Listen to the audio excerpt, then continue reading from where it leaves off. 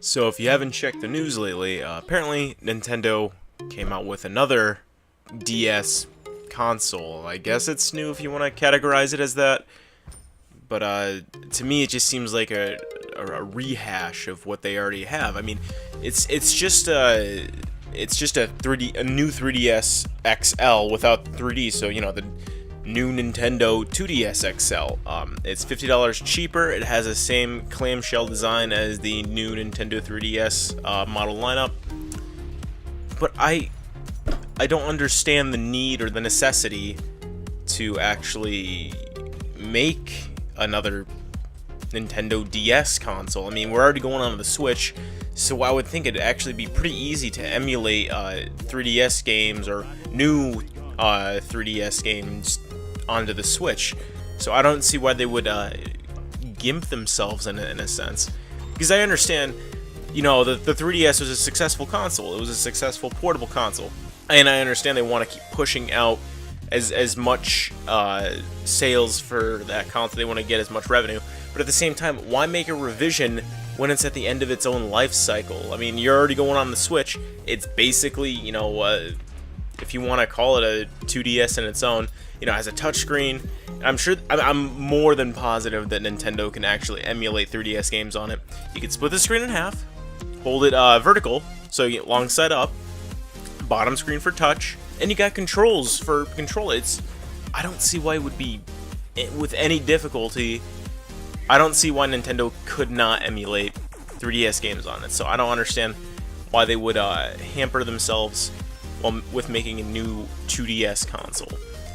I think it would be in Nintendo's best interest. I think they would be actually making more money if they emulated games onto the Switch, because it doesn't have a dedicated port for your 3DS or 2DS games, whatever you want to call them. So people would have to rebuy their games if they wanted to play it onto the big screen, or if they wanted to play it on their little Switch tablet, they'd have to rebuy it digitally, which in turn means more profit for Nintendo. So the whole new Nintendo 2DS XL thing seems a little unnecessary, considering that the regular 2DS, the little tab thing, the slate, whatever you want to call it, it's, last time I checked, it was $100. I could probably check again. Yeah, it's $130, and it's on sale for $112.83 on Amazon right now with free shipping. So I don't understand the whole idea Nintendo has with going with the new Nintendo 2DS XL route. It just, in my head, it doesn't click. I honestly don't see how they can make a huge profit off of it. I mean, obviously there's some people who are like, oh, I haven't had a Nintendo DS console portable in ever, or maybe I sold mine a while ago, and the prices are pretty cheap for them now. It's not cheap, but it's lower than actually dedicated consoles. It's about half the price of a Nintendo Switch right now. Nintendo Switch being $300, new Nintendo 3DS, 2DS being $150.